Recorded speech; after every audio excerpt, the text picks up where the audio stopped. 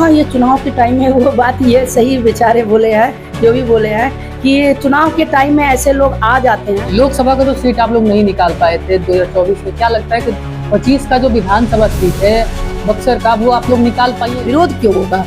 विरोध नहीं हुआ था, करते होंगे कुछ लोग, विरोध करते होंगे। आपको जो कांग्रेस के विधायक जी हैं, आपको पसंद जनता अब नहीं कर रही है, इसलिए इस प्रकार का भ्रम फैला कि महिला के जो महिलाएं घूम रही हैं या टिकट मांग रही हैं, वो बक्सर की है कि नहीं। पहली बात, वो बक्सर की स्थानीय भी होनी चाहिए। बाहरी लोग भी घुसकर और कहते हैं कि मैं बक्सर की हूँ। इतनी आप उपलब्धियां गिना रही हैं, फिर भी आप लोग एक ब्राह्मण का सीट नहीं बचा पाई। मिथिलेश तिवारी जो कि लोकसभा में चुनाव लड़े हुए थे, वो महागठबंधन का राजनीतिक माहौल गड़बड़ है। उनके कब गठबंधन टूट जाएंगे, कब सीट को लेकर लड़ाई होगा, उनके में गड़बड़ हो सकती है। इस बार 2025 के चुनाव में फिर से किसी महिला को ही भरोसा करेगी पार्टी? बिहार का एक ऐसा जिला जहां पर प्रभु श्री राम की कर्मस्थली रही, वहीं से बक्सर जिला अंतर्गत एक गांव आता है जिसका नाम है परसिया। वहीं की एक महिला जो कि अपने मेहनत के बल पर भाजपा में अपना जगह बनाती है, और आज जगह ऐसा वो बनाई है कि अगर वो कहीं से चाह दे तो वो टिकट के लिए कहीं से वो मोहताज नहीं हो पाएंगे, चाहे वो लोकसभा हो या फिर विधानसभा हो। अभी हमारे साथ बातचीत करने के लिए भाजपा की वरिष्ठ भाजपा नेत्री उषा दुबे जी हैं। सबसे पहले मैं आपका स्वागत करना चाहूँगी। धन्यवाद। क्या कहिएगा, जिस तरह से राजनीतिक अभी माहौल चल रहा है पूरे बिहार में? नहीं, हमारा भाजपा का राजनीतिक माहौल तो बहुत अच्छा है। वो महागठबंधन का राजनीतिक माहौल गड़बड़ है। उनके कब गठबंधन टूट जाएंगे, कब सीट को लेकर लड़ाई होगा, उनके में गड़बड़ हो सकता है, होता है, रहता है। हमारा तो जो एनडीए है बिल्कुल फेयर है, बिल्कुल साफ स्पष्ट है कि हम लोगों को कहाँ कहाँ से चुनाव लड़ना है और कितना सीट मुझे मिलेगा, कितना। हम लोगों का राजनीतिक माहौल जो है बहुत अच्छा है। एनडीए की पूरी तरह से सरकार बन रही है, पूर्ण बहुमत के साथ सरकार बन रही है, और एनडीए ही दोबारा सरकार बनकर आ रही है। इसलिए राजनीतिक माहौल पूरी तरह से एकदम सही है। और अभी जो पहले की तुलना में अभी देखा जाएगा तो कितने रोजगार आ गए, महिलाएं कितनी सुरक्षित हो गई, युवा कितने रोजगार मिलने लगे, पलायन कितना रुकने लगा, हम महिलाएं कितनी सुरक्षित होने लगी। जो उनका काल था उस समय की राजनीतिक और अभी के राजनीतिक में बहुत परिवर्तन आ गया है। रोड, सड़क, बिजली, पानी, सब कामों में देखा जाएगा, सब क्षेत्रों में देखा जाएगा तो हमारा परिवर्तन ही परिवर्तन दिखेगा। कितने हॉस्पिटल बन गए, कितने एम्स, कितने एयरपोर्ट आ गए। कभी कल्पना भी नहीं हो सकता था कि बिहार में एक एयरपोर्ट का हर जगह जिलों में भी एयरपोर्ट बन सकता है। ऐसा ऐसा काम हमारे एनडीए सरकार कर रही है। इसलिए राजनीतिक माहौल बहुत ही अच्छा है बिहार का। इतनी आप उपलब्धियां गिना रही हैं, फिर भी आप लोग एक ब्राह्मण का सीट नहीं बचा पाई। मिथिलेश तिवारी जो कि लोकसभा में चुनाव लड़े हुए थे, उस सीट को भी भाजपा गवा दी। आखिर में ऐसा क्या कारण था कि आप लोग इस सीट को गवा दिए? नहीं, वो सीट हो गया, वो बाहरी को लेकर एक चला था न्यूज़, तो इस प्रकार से हो गया, गड़बड़ी हो गया। समीकरण में कभी कभी होता है, हार और जीत होते। बाहरी तो अश्विनी चौबे भी थे, लेकिन वो यहाँ से 2 बार के सांसद रहे, लेकिन फिर दोबारा मिथिलेश तिवारी को टिकट दिया, वो भी तो बाहरी ही थे। तो ऐसा तो नहीं लगता है कि बाहरी का ही कोई मुद्दा इसमें जोड़ पड़ा हुआ था? नहीं, हार जीत तो होते रहती है। जिसके जो ईश्वर किस्मत में लिखे हैं, हारना है वो हारेगा ही, जिसको जीतना है वो जीतेगा ही। कैसे भी हमारे अश्विनी चौबे इसकी उदाहरण है। वो जीत 6 लाख से दर्ज करके दिखाए हैं 2 बार। तो ये सब तो चलते रहता है, और बाहरी भी कोई बहुत बड़ा मुद्दा नहीं है। मुद्दा मेन था कि वो ईश्वर ने जो लिखा है, हार और जीत होते रहता है। यह है कि अच्छे से वो अपने जनता तक अपनी बातों को पहुंचा नहीं पाए। हमारे माननीय मोदी जी जो कि उनका कार्य योजना है, जो विजन है, उसको लोगों तक पहुंचा नहीं पाए, समझा नहीं पाए, अच्छे से बता नहीं पाए। इस कारण से ये सीट हमारे जनता समझ नहीं पाई, जनता तक पहुंच नहीं पाए। स्थानीय नहीं थे इसलिए बहुत लोग उनको पहचानता नहीं था, क्योंकि स्थानीय होते हैं उनको तो ऑलरेडी पहचानते हैं, बचपन से ही पहचानते रहते हैं कि इनका लड़का है, इनका पोता है, इनका बेटा है, इनका भाई है, भतीजा है। तो उसको ज़्यादा मुसीबतें, मशक्क़तें नहीं उठाने पड़ती है। और यही सब चीज़ रहा कि वो सब जगह तक पहुंच नहीं पाए, गांव-गांव तक पहुंच नहीं पाए। और हार जीत तो ईश्वर के भी हाथ में कुछ होता है, कुछ अपना कर्म भी होता है। कांग्रेस के द्वारा एक वोट अधिकार यात्रा निकाला गया है, तो ये वो सब तो ऐसी वोट अधिकार यात्रा अपनी जनता को गुमराह करने के लिए, अपने को दिखाने के लिए। लेकिन जनता सब समझती है, जनता सब जानती है कि आप जो कर रहे हैं वो गलत कर रहे हैं। वोट जो कट रहा है वो कैसे जानते हैं कि आप ही का वोट कट रहा है? वो भारतीय जनता पार्टी का वोटर्स नहीं हो सकता है जो कट रहा है। आप ही को चिंता क्यों है? आप जो इसका रैली निकाल रहे हैं, यात्रा निकाल रहे हैं, चिल्ला रहे हैं, ये सभी को चिंता है। और चुनाव आयोग को निष्पक्ष रूप से काम करने देना चाहिए। सही काम कर रहा है कि नहीं, इस पर आपको ध्यान देना है। यही मैं बोलूँगी कि जो कांग्रेस और राजद जो कर रही है वह लोकतंत्र की हत्या की काम कर रही है और चुनाव आयोग को बाधा डालने का काम कर रही है।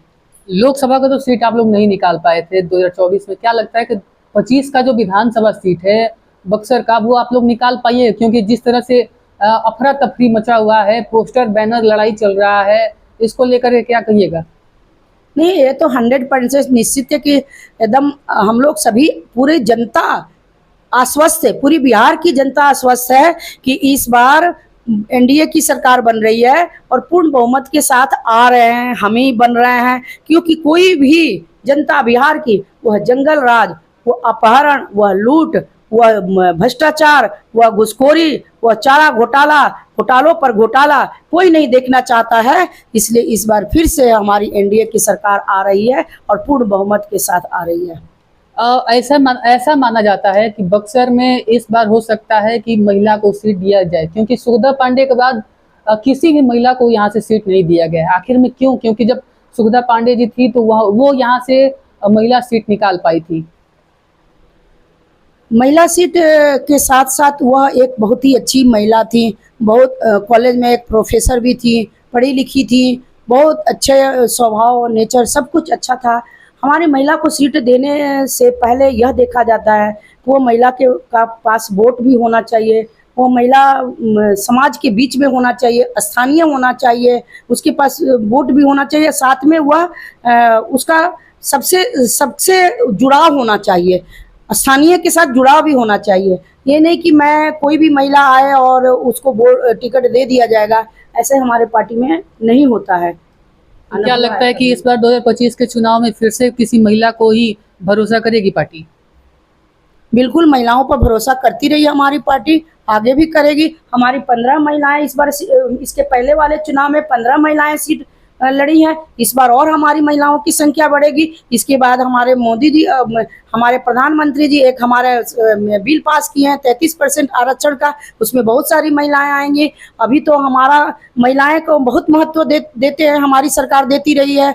हमारे मोदी जी महिलाओं के लिए कितने सारे जो है वो योजना लाते रहते हैं, महिलाओं की बात करते हैं। हमारे एनडीए सरकार अभी 35% आरक्षण ला दी और हमारे जो चुनाव है उस चुनाव में भी हमारे 33% आरक्षण मुझे मिला है। और महिलाओं को इसके पहले आरक्षण नहीं था तो भी हम महिलाओं को सीट देते रहे हैं और इस बार भी हमारे महिलाओं पर विश्वास जताएंगे। और महिलाओं को सीट दिया जाता है तो वह महिला सीट निकाल कर दिखाती है। और महिला पर देने से सीट पहले जरूर देखा जाता है कि स्थानीय हो और उसके पास वोट भी अच्छा हो, यह चीज़ भी देखा जाता है। कई महिलाएं रेस में हैं, जैसे कि आप भी हो गई, और भी महिलाएं हैं जो कि आप ही के पार्टी के हैं, वो लोग भी रेस में हैं और अपना पोस्टर नगर पालिका के पोल पर, कहीं फील्ड में या फिर कहीं पार्क में अपना अपना पोस्टर जहां जगह मिल रहा है वहीं पे आप लोग छाप दे रही हैं। तो क्या लगता है कि इन सब के बीच में उषा दुबे कहाँ है? ये तो पार्टी बताएगी उषा दुबे कहाँ है, यहाँ की जनता बताएगी। आप जनता ओपिनियन लीजिए कि हर एक जनता क्या बोल रही है। मैं आज से नहीं, मैं 2011 से संघ के संगठन में काम की, उसके बाद मैं पार्टी में 2014-15 से मैं काम कर रही हूँ। उसके बाद मैं ऐसे भी, मैं कॉलेज में जब थी तो मैं सामाजिक काम भी करते रहती थी। मुझे इसी काम में मुझे अच्छा लगता था, इसलिए मैं नौकरी छोड़ के भी इस लाइन में मैं आ गई थी। तो यह जनता बताएगी और हमारे पार्टी के लोग बताएंगे कि क्या है क्या नहीं है, किसको देना है, क्या करना है। बाकी ऐसे मैं बता दूं कि बक्सर की मैं प्रथम ब्राह्मण महिला रही हूं और मैं काम की हूं। उस समय कोई भी महिलाएं नहीं थी, कोई महिलाएं घर से नहीं निकलती थी काम करने के लिए मैदान में। तब से मैं इस राजनीतिक मैदान में हूं और काम कर रही हूं और मेरे पास वोट बैंक भी है। मैं गारा चौबे तिडंडी स्वामी जी के परिवार की बेटी भी हूँ और मैं स्थानीय भी हूँ। मैं एक स्कूल कॉलेज में टीचर भी रही हूँ। तो मैं अच्छा काम भी करती हूँ, मोदी जी के विजन को गांव-गांव तक ले जाती हूँ, बताती हूँ, समझाती हूँ और लोगों का जब फ़ोन आता है तो मैं पंचायत स्तर हो, ब्लॉक स्तर हो, जिला स्तर हो, जिससे भी मिलकर मैं काम सबका करवाती हूँ। इसलिए गांव-गांव के लोग भी नाम लेते रहते हैं कि किसको टिकट मिलना चाहिए, किसको नहीं मिलना चाहिए। मैं क्या अपने से बताऊँगी कि किसको मिलना चाहिए, किसको नहीं मिलना चाहिए। और मैं दूसरी बात बता देती हूँ कि महिला के जो महिलाएं घूम रही हैं या टिकट मांग रही हैं, वो बक्सर की हैं कि नहीं। पहली बात, वो बक्सर की स्थानीय भी होनी चाहिए। बाहरी लोग भी घुसकर और कहते हैं कि मैं बक्सर की हूँ, ऐसे कहने से उन लोगों को टिकट नहीं मिल जाएगा और हमारी पार्टी उन पर विश्वास नहीं जमाएगी। किस महिला की आप बात कर रहे हैं? कौन महिला ऐसी है जो कि बाहरी है? हैं होंगी महिलाएं, मैं ऐसे समाचारों में सुनती हूँ, लोग मुझे बताते हैं वो बाहरी है, वो यह है, वो है। मैं मेरे को ज़्यादा नहीं जानकारी। मैं अपने काम से मतलब रखती हूँ, काम करती हूँ, सभी को पता होता है। और मैं अभी भी स्टडी करती हूँ, पढ़ती हूँ, न्यूज़ देखती हूँ, न्यूज़ लिखती हूँ अपना। और आप भी नौकरी छोड़ कर के आई, शायद अब गवर्नमेंट टीचर थी। उसके बाद एक और 2 लोग आए हैं जो कि एक आईआरएस से हैं और एक आनंद मिश्रा जी हैं जो कि वो आईपीएस थे असम में, और आप गवर्नमेंट टीचर थी। और एक और हैं वो आईआरएस हैं थे। तो क्या तीनों लोगों का मकसद क्या है? क्योंकि तीनों लोग भाजपा में ही हैं और कई लोग ऐसा कर रहे हैं कि आप लोग टिकट ले सकती हैं।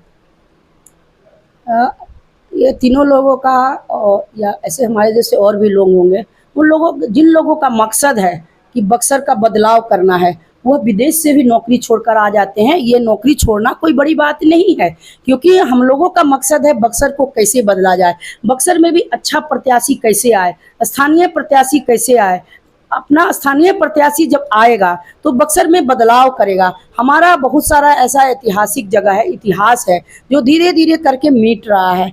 हमारे इतिहास को आगे बढ़ाने के लिए, उसको पर्यटन स्थल बनाने के लिए, उसको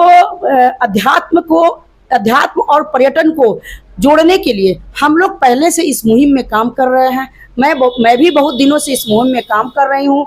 तो मैं चाहती हूँ कि ऐसे ही पढ़े लिखे लोगों को आगे किया जाए, जो बक्सर का स्थानीय भी हो और यह मुद्दों को समझता है कि बक्सर में कहाँ कहाँ कैसे कैसे क्या क्या बदलाव किया जा सकता है। उन्हीं लोगों में से किसी को टिकट दिया जाएगा, तभी बक्सर का बदलाव होगा और बक्सर बदला जा सकता है। और जो भी और स्थानीय भी हो और वरिष्ठ भी हो। आनंद मिश्रा ने जो भाजपा ज्वाइन किया, इसको लेकर के क्या कहिएगा? वो सब है, अपना लोकतंत्र में सबको आने का जाने का अपना अधिकार है, आए हैं, स्वागत है। और क्या मैं बोलूँगी? खुशी है? तो खुशी तो सबके लिए है, तो उनके लिए भी रहेगी, क्यों नहीं खुशी रहेगी?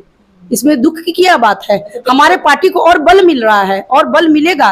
एक पढ़ा लिखा व्यक्ति हमारे पार्टी में आएगा तो बल मिलेगा, संगठन का काम करेंगे, संगठन को और हमारे बल मिलेगा और हमारा बक्सर अच्छा बनेगा, आगे बढ़ेगा। इसमें दुख की बात कुछ हो ही नहीं सकती है। खुशी है। कई लोग आपके पार्टी के थे, जो कि 16 लोगों का नाम हमारे पास आया है, जिन्होंने दिलीप जायसवाल के पास जाकर उनकी शिकायत की थी कि ये हमको नहीं चाहिए। नहीं, ऐसा कुछ भी नहीं है, ऐसे सब मन गढ़ंत है। ऐसा है क्या प्रमाणित ऐसा कोई नहीं हमारे पार्टी का बोल सकता है। हमारे पार्टी में रोज प्रतिदिन लोग सब ये सदस्यता लेते हैं, आते हैं और पार्टी को मजबूत बनाने के लिए काम करते हैं।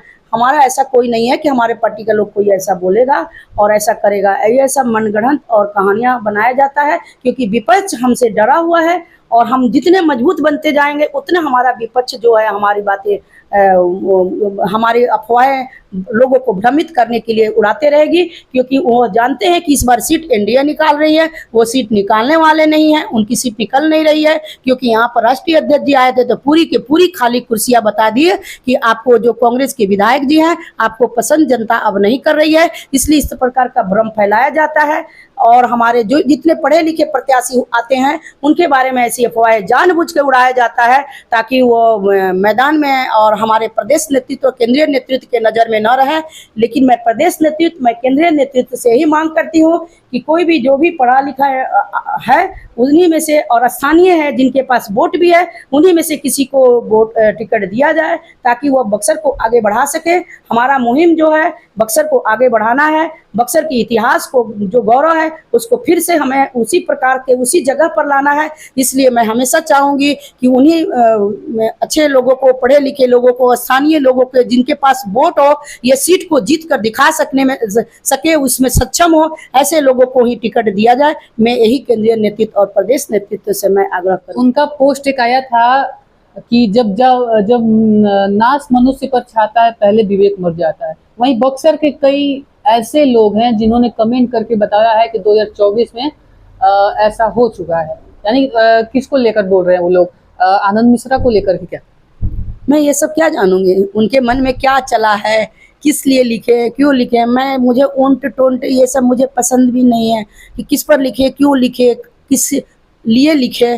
परशुराम चतुर्वेदी को जब सीट मिला था या बक्सर वाला, तो फिर उनका विरोध हो रहा था, आप ही के पार्टी के लोग कर रहे थे। तो क्या लगता है कि इस बार भी अगर किसी और को सीट मिल जाए, जो चाह रहा है उसको न मिलकर किसी और को मिल जाए, तो इस बार भी आप लोग सपोर्ट कीजिएगा उसका कि विरोध कीजिएगा? विरोध कभी नहीं हुआ था, विरोध क्यों होगा? विरोध नहीं हुआ था।